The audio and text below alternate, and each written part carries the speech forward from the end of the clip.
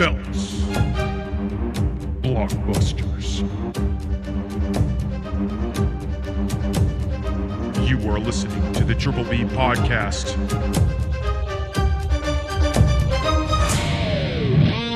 Let's fucking go. Welcome back to another episode of the Triple B podcast, Bourbon, Belts, and Blockbusters. I'm Tim. I'm Ryan. And we're here for the bonus episode of Saturday Night Main Event. We got 5 matches to predict. It turned out to be a really awesome card, and we're just about to watch it right now. Let's go through the card and make our predictions now. Heck yeah. This is not in any specific order, just the order that I have them written down. We have the Cody Rhodes versus Kevin Owens for the WWE Championship. Universal Championship. My bad. Tim, what do you think? What do we got? I'm going out on a limb and saying KO is winning this one. Oh. And I don't know why. I didn't expect that. I gotta throw one swerve in there, and I say it's gonna be KO. All right, I like it. I am going Cody. I'm going Cody. Cody retains. All right. I think it would be an utter shock if KO wins this match. I agree. I would be here for it, but I agree fully. I don't know why I'm saying KO, but in my heart, it gotta says go with your gut. Gotta go with my gut. I'm choking. All right. Next up, we have the World Heavyweight Championship triple threat match between Finn Balor, Damian Priest, and Gunther. I'm going Gunther. I'm going Gunther. He's going to retain as it. well. Yeah, I think there's going to be way too much going on between Finn and Damian for Gunther to not escape this match with the Exactly. win, so. I think, I agree with you. I think it's going to be Damian and Finn causing the detriment to win the title, and Gunther capitalizes on that. Absolutely. Next up, we have the Women's World Heavyweight Championship match between Liv Morgan and Io Sky. It's got to be Liv. Yeah, Liv Morgan retains. Yeah. Well. Yeah, same. I would love to see Io get another title run. Yeah. I don't know if it comes at the expense of Liv dropping it. No, I agree with that. We also have the Women's Intercontinental Tournament. US. Women's US Championship Tournament Finals between Michin and surprise Chelsea Green. I think that's what we wanted. You said Chelsea, I said Michin. I kind of was, I was hoping it was going to be Tiffany Stratton over Michin, though, honestly. The match looked like it was. It's Tiffy time, right? It's supposed to be, but... apparently not yet. Yeah, so Michin, Chelsea? I'm going Chelsea. I'm going Chelsea also. I wanted Michin at the beginning, but I also really like Chelsea Green, and I think it's her turn. You want to know what's funny about my predictions, because I have them written down right here? Look who I wrote to win that. I think we both thought that. I wrote Bayley because I just assumed Bayley wasn't losing to Chelsea Green, and then when I saw Chelsea Green win that match, I was like, oh, they're pushing Chelsea finally, I know. Which I love. Yes. So, yeah, I'm definitely going Chelsea. And last but not least, we have the grudge match. Sami Zayn versus Drew McIntyre. I say Drew McIntyre wins this one. I'm going Drew on it as well. I just feel like with just the recent return, the heat, everything, it would be very anticlimactic to have him lose this match. So, storyline purposes, it just makes sense to have Drew win it. I agree. All right. That's our predictions. We're going to get watching, and then we'll record the episode after that. Peace. Peace.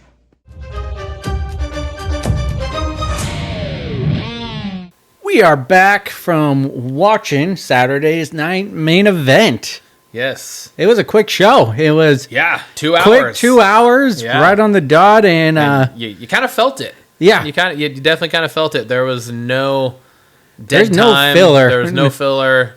It was just very much so just and the little bit of filler, if you will, that there was, and it was mainly just during like ring changeover stuff. Was we had Jesse the Body Ventura. I was gonna say Jesse and Tessitore talking about to each other, about the stuff that had been going on. And then we had little flashes of previous legends, out in the crowd. Yeah. I gotta say the entranceway was awesome. The entranceway Loved it. Yeah, the entranceway was dope. It was definitely a throwback. It was definitely a callback to like the OG days of Saturday Night's Main Event. It was a tight entranceway too. Yeah, it was it was like the crowd. Pretty sure the crowd members could have like high-fived from across the entryway. I think they did too. Probably, yeah. It kind of felt like Extreme Rules, like, or the one where it was like ECW first came back and was that One Night Stand? Oh, One Night Stand. Yeah, that's right. Yeah, One Night and Stand, it was just like the crowd is like right there. Right there, yeah, for sure. Yeah, it definitely had like a modern old school feel to it throughout the whole show. So it was like the entrance ramp, like we said, the guardrails, everything was old school. It was just like the metal bars, like the old logo. But then you still had like the more updated, modern, like the video boards and the lighting and all of that. So I thought it was a cool kind of cohesion to it all. Card was stacked, so ready to get through it? Heck yeah. So the night started with Sammy and Drew, right? Yep. Yeah. So night started Sammy and Drew. It was a good match. It was going back and forth there for a while, and then it kind of ended abruptly. Yeah, I was going to say. It kind of caught us off guard the way it ended. Yeah, because I didn't think the Claymore that McIntyre hit on Sammy was very strong. It just kind of, like, it was out of nowhere, but it was also like, he didn't ramp up to it either. So, so it he kind of hit it off of a roll into the ring, stand up, and he kind of just turned around into hitting it, while Samuel was then getting in the ring, rolling, and standing up into taking it. So yeah, it didn't feel like it was as clean or as destructive of a Claymore as, like, for instance, the one he hit on fucking Jimmy on SmackDown was beautiful. Yeah. I definitely think that's a running thing through a lot of these matches. Is just, it felt rushed almost, because there was absolutely, like you said while we were watching it, it was just like there was no talking to old legends. There was just no in between. It was just matches, commercials, and then back to matches, Yeah, we really thought that there was going to be more interaction and callbacks with the legends that were in attendance, and like we figured Triple H would have started the show, just like stuff like that just didn't happen. It did kind of feel rushed. But that being said, the matches that we did get were still solid matches. They were still very solid. They were still good. So, so Drew gets the win. We both said Drew. Yeah, we both said Drew, so we went 1-for-1 to start the show. Next up was... Fuck, I'm having a hard time remembering. What was next up? Was that Women's World Champion. Yeah, Liv and Io. Yeah. Liv and Io were next for the Women's World Championship. It was another solid match. I definitely... Liv wins this match, and I think with her winning it by herself, we both agreed Liv needed a win by herself for her title reign. She had been looking like a very weak champion, which in certain aspects, and we had talked about it on here before, I don't think it was necessarily bad because just of her stature, right? Like she's smaller. She has the bodyguard now with Raquel Rodriguez type things, and Judgment Day, like all of this stuff. You expect interference. You expect her to get help. You expect all of that. You expect her to have something up her sleeve and some out to make sure that she retains. This was just a clean one-on-one. She just outright won this match fair and square. Yeah. And I thought that was, like we said, it was needed for her, and I loved that. And we both said that we thought Liv was going to retain, and she did. So we started the show 2 for 2. 2 for 2. And surprisingly enough, just no shenanigans going on so far. Yeah, and I thought for sure in that match it would have happened, but it didn't. We thought there might have been some in the Drew Sammy matchup, like a potential maybe Jay comes out for a distraction type of thing or something. We got nothing. Yeah. Definitely in that match we thought there would be. and we got nothing. So, 2 for 2 on predictions, 2 for 2 on no interference. Yeah. To start the night. That brings us to our triple threat match for the World Heavyweight Championship. It was Gunther versus Finn Balor and Damian Priest. Gunther comes out on top, but I think for me this was like the match of the night. I think so too. Yeah, I think this was the strongest match. There was all of the story that you've been getting and all of the drama you've been getting was like fully fledged out in this match. Like you saw the moments of frustration, you saw the moments of ego, you saw the moments of jealousy and betrayal and just all of it just coming together, and you got all of that sense. I felt like it was the most emotional match that we had. It was the one that felt like it had the highest stakes during the match because of how the match was going and what the participants were doing inside of the ring. Yeah. So we both predicted Gunther would retain. Gunther came out on top, so we start the night 3 for 3. Hell yeah. That fucking powerbomb on the stairs, though. Ooh, could have been bad before, but... It looked like it was going rough because Priest's legs hit the stairs on his way up, which completely halted his momentum. Yeah. So Gunther stops halfway up, has to kind of bring him back down and then re-bring him up and then put him on it. But even still, man, it was a good spot. That can't feel fucking good to take a powerbomb onto those. No. All right, so we're 3 for 3. That brings us to our United States Women's Championship, the finals of that tournament. It was Chelsea Green versus Meechin, and Chelsea Green wins. Chelsea Green, we both said it. Yeah. We both predicted Chelsea Green coming out on top. There was a little shenanigans in this match with Piper Niven. She didn't really get anything done, but it kind of distracted me. And I don't feel, and I think too, it wasn't like a just random. She came out and distracted. Yeah. Like she was already at ringside, and then Meechin realistically is the one that actually kind of initiated because Chelsea Green tries to hit a dive. Meechin moves. Chelsea Green hits Piper Niven. And then as she's apologizing, and Piper's like, "I'm good, we're good, don't worry." And they're standing up, and then Meechin does a senton onto, flipping senton onto them. And then that kind of is what sparked things. So Meechin herself kind of led to her own downfall in a sense. Very true. Because Piper Niven was calmly staying at ringside and staying out of everything. She was actually just there for support for the majority of it until that happened. Then, yes, she did kind of get involved.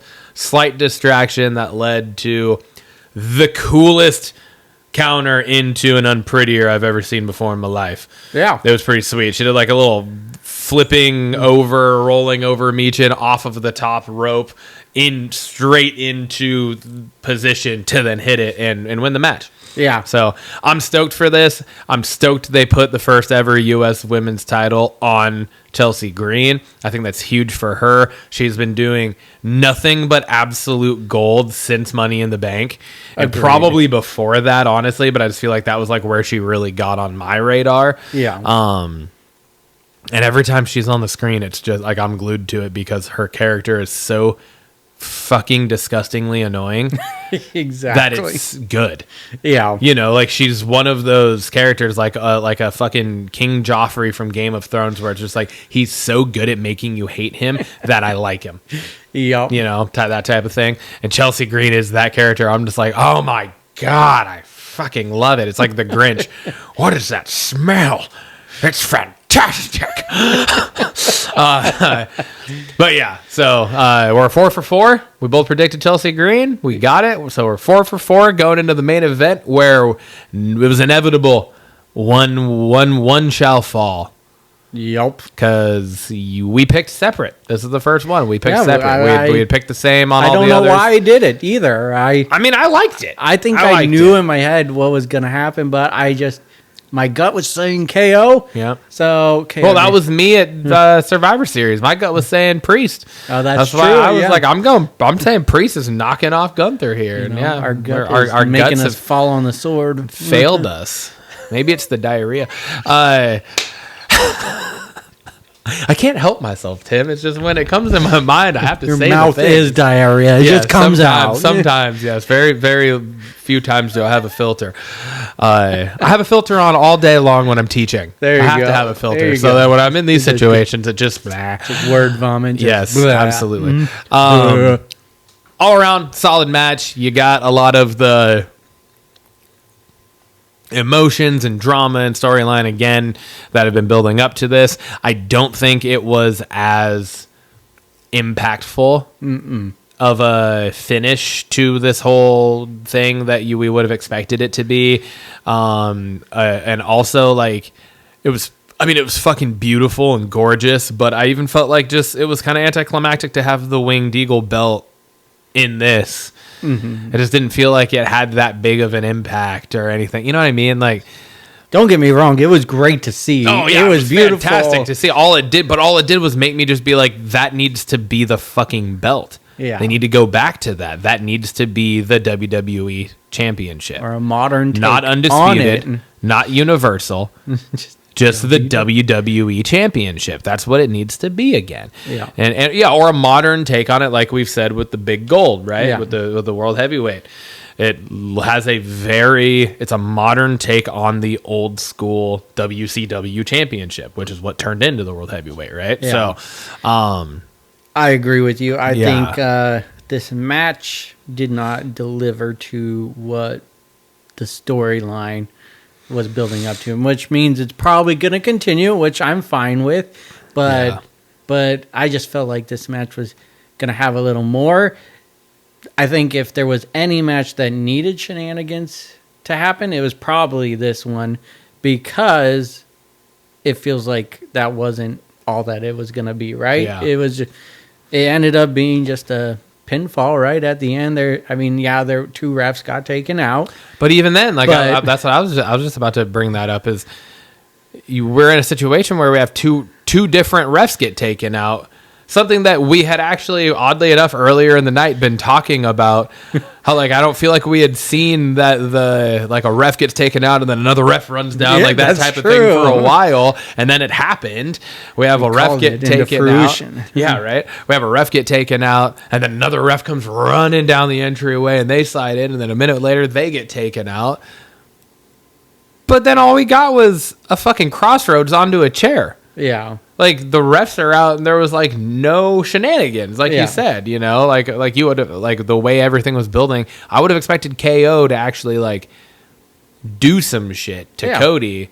I thought there was going to be that. like a kill shot. Like, I mean, that was what this feud was building up to. He did a pile driver to Randy Orton, and like an attempted pile driver on a chair that gets reversed into a crossroads for the finish. Like, something like that would have just been a little bit bigger, but it was kind of a little bit of a letdown of a match, I think, for what it was building towards. Again, seeing the Winged Eagle title, I think, gives it a little more brownie points just because we got to see it, and that's. Yeah. I mean, I think it's both of our. It's my second favorite title of all time. Yeah. Outside of the World Heavyweight Championship. Yeah. The OG World Heavyweight Championship. I think that one is my favorite. Mm-hmm. The Winged Eagle right closely behind it, and then probably the current World Heavyweight Championship after that for me. So yeah. But yeah, it is what it is. I mean, the one thing I like, and we again talked about it in there, and we've talked about it on the podcast, is just I like that Cody is the all-time babyface, but is willing to do dirty work. He has those dark tendencies. Such as the chair shot, and previously like attacking AJ's with the stairs after the match, you know. So I do like that. Yeah, and I liked how you put it while we were watching. It was you said you think Cody is the baby face that the fans wanted Cena to be. Yes. Right? Like, because Cena was the over-the-top Fruity Pebbles champion, and that's what he was. Like, he was the over-the-top Make-A-Wish Foundation face. Yeah. He is the all-time greatest face to ever do it. Yeah. He could go to the dark place, but the match had to be that stipulation. He would never do it like Cody just did it. Yeah, exactly. Where like Cody's getting ready to hit the crossroads, and he looks down, knows there's no ref active, sees the chair, and hits it purposely onto the chair for emphasis. Yeah. Right? We see him when he makes AJ Styles say, I quit. Yeah. And then he still fucking hits him with the chair or the stairs, right? Like, it's those types of things that, like you said, we're getting those glimpses. So, yeah, exactly. And I think that is that in and of itself is keeping Cody's reign and his babyface run fresh. Yes, 100%. Which I think is important. Yeah. Because I feel like Cody could go stale if it weren't for those types of things. Mm-hmm. So, because then it's almost like it's keeping him from falling into almost like a typecast as a Cena 2. Yeah, exactly. So. All right. Well, I said Cody. Tim said KO. I'm 4 for 5. You are I went 5 for 5. And we'll have to fact check this, and it's going to be a lot of digging, but I don't think either of us have ever had the perfect score. So I think you get the perfect score for the very first time. Yeah, I think you're right. I think that was the first. Well, I guess 5 for 5 because pretty much all PLEs have five matches now. Yeah. So, yeah. All right. Well, that brings us then to the final segment of it, which is our usual 3-bell system, our 3-bell rating for a PLE. What do you give it?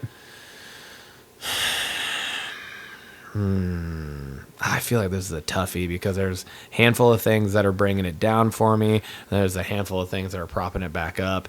I think I'm going to go right down the middle. I think I'm going to go 1.5. I think the KO Cody Rhodes matchup was for me, it was a complete letdown.